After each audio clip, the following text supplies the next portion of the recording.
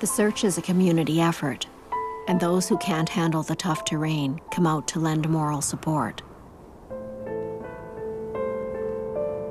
Yvonne House has been a longtime advocate for Native women, children, and families, and she's impressed by what she sees. It's our people that are out there searching. To me, that's incredible to watch and incredible to see, and knowing that because of the territories, I believe when I think about it and I see some of the older men that are in their 60s and more, 60s plus, those are trappers, so they know what they're doing out here, right?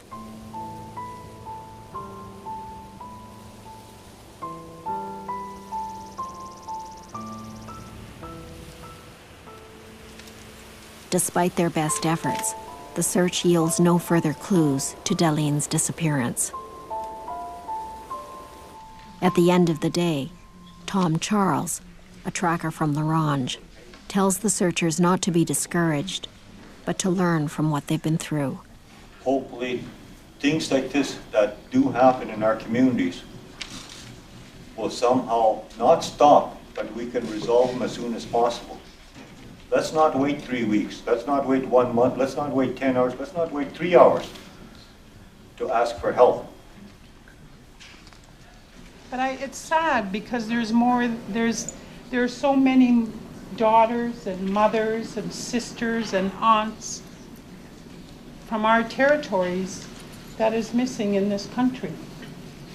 And there's no outcry anywhere. No one is saying, they're missing, find them, where are they? No one's yelling. And we have to learn to do that. And then maybe we'll be able to stop it. We acknowledge that any one of us in this room could be Darlene. Any one of us could go missing. That ever-present danger seems especially close here on the outskirts of Saskatoon, where in the mid-1990s, the bodies of 3 Native women were found. They were the victims of convicted serial killer John Martin Crawford, who cruised the bars on Saskatoon's 20th Street, looking for women for sex. But they were also victims of widespread attitudes in our society that Native women are easy prey.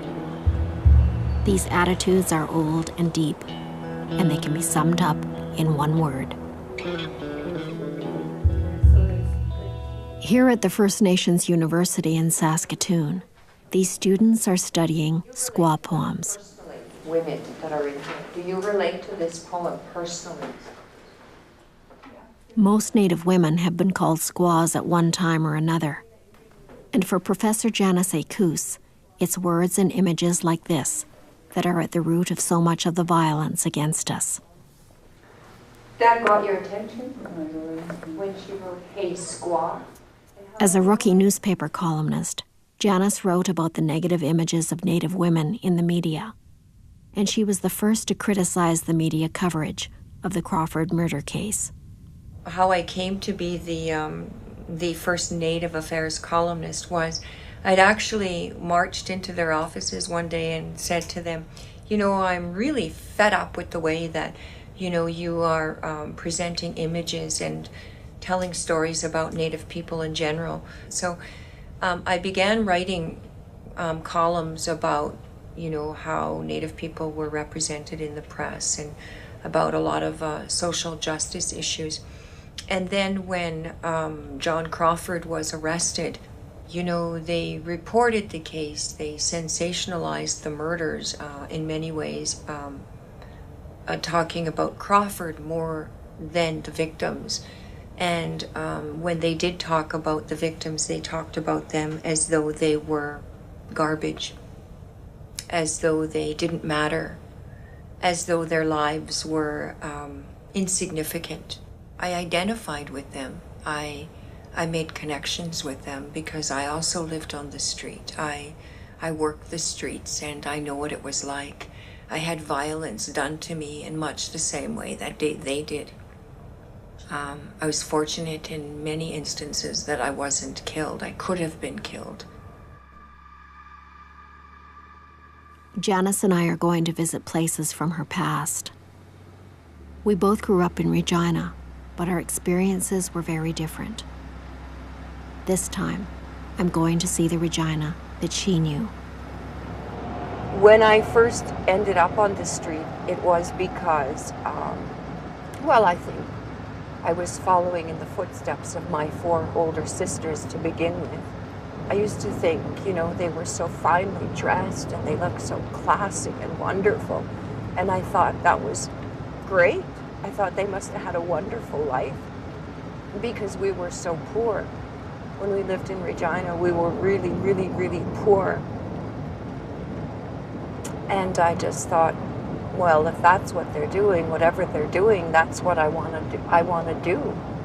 And I never really figured out what it was they did until I met the person who put me on the street. When I met him, I'd been somebody who was abused, sexually. I'd been raped a few times. I used to think, I didn't call it rape then, so I used to think that was normal. That's the way you treat Indian women.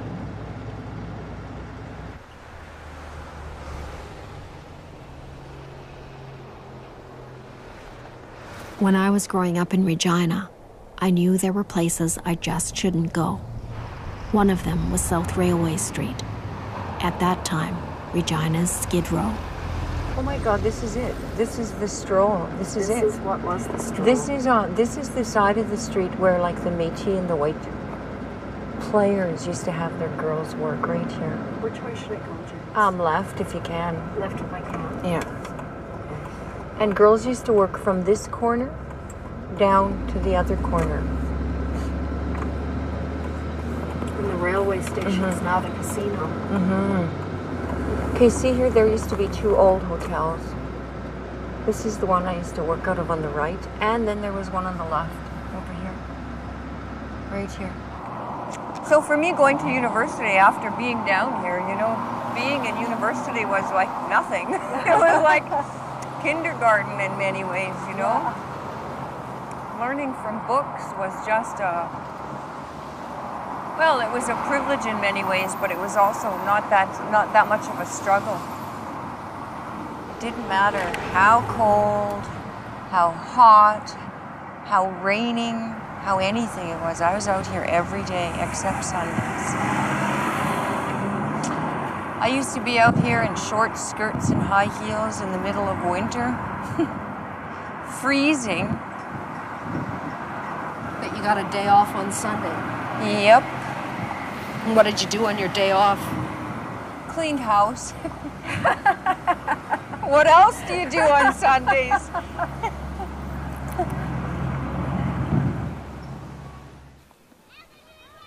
Janice's family came to Regina from their reserve in the 1960s.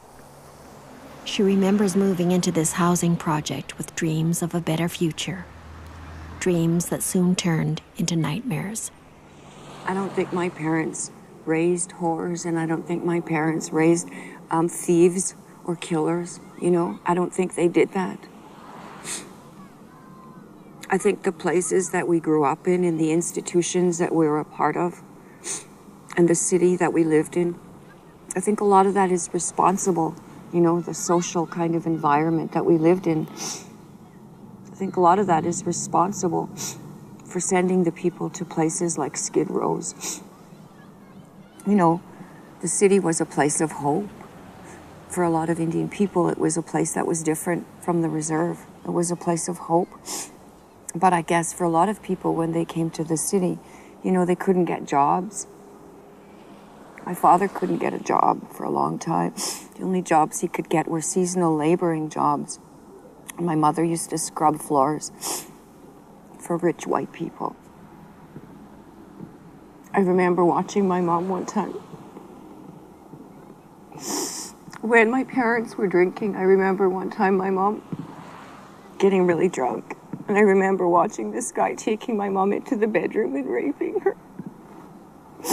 And not being able to do anything. My sister and I watched it. And he put a knife to our throat. We were just little kids. And he was raping my mom and we couldn't do anything.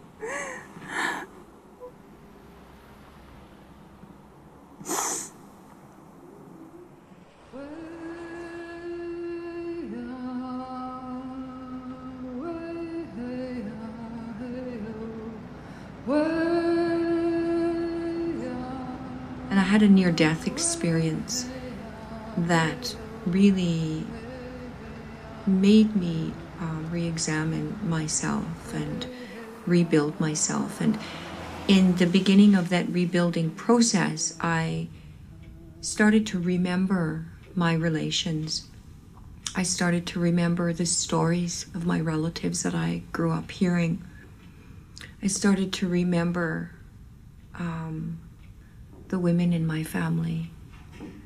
And I started to remember the ceremonies and the beliefs and the values and our language and stuff. And I started to rebuild myself as a result of remembering. And then I started thinking about running and about my name, Ekus, man standing above ground. And I remember thinking and feeling the power of my connection to my relatives and thinking, they were known for their prowess as runners. And as I ran, I would think about my relatives and I would think about the communities that I grew up in. And sometimes think about the pain. But again, you know, that was part of that rebuilding process. Our connection to this land is something Janice and I both share.